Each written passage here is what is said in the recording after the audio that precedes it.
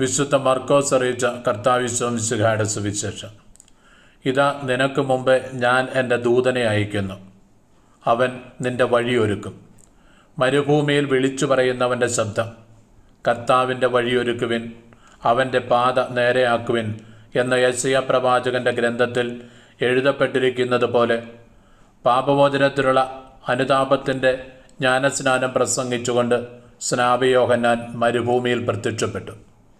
യൂദയ മുഴുവനിലെയും ജെറുസലേമിലെയും ജനങ്ങൾ അവൻ്റെ അടുത്തെത്തി. അവർ പാപങ്ങൾ ഏറ്റുപറഞ്ഞ് ജോർദാൻ നദിയിൽ വെച്ച് സ്നാനം സ്വീകരിച്ചു.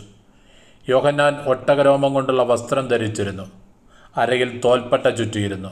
വെട്ടുക്കിളിയും കാട്ടുതേനുമായിരുന്നു അവൻ്റെ ഭക്ഷണം. അവൻ ഇപ്രകാരം ഉദ്ഘോഷിച്ചു, എന്നേക്കാൾ ശക്തനായവൻ എൻ്റെ പിന്നാലെ വരുന്നു. കുനിഞ്ഞ് അവൻ്റെ ചെരുപ്പിൻ്റെ വള്ളികൾ അഴിക്കാൻ പോലും ഞാൻ യോഗ്യനല്ല. ഞാൻ നിങ്ങൾക്ക് ജലം കൊണ്ടുള്ള സ്നാനം നൽകി, അവനോ പരിശുദ്ധാത്മാവിനാൽ നിങ്ങൾക്ക് സ്നാനം നൽകും.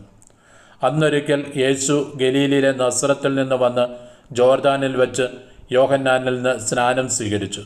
വെള്ളത്തിൽ നിന്ന് കയറുമ്പോൾ പെട്ടെന്ന് ആകാശം പിളരുന്നതും ആത്മാവ് പ്രാവിൻ്റെ രൂപത്തിൽ തൻ്റെ മേൽ ഇറങ്ങി വരുന്നതും അവൻ കണ്ടു.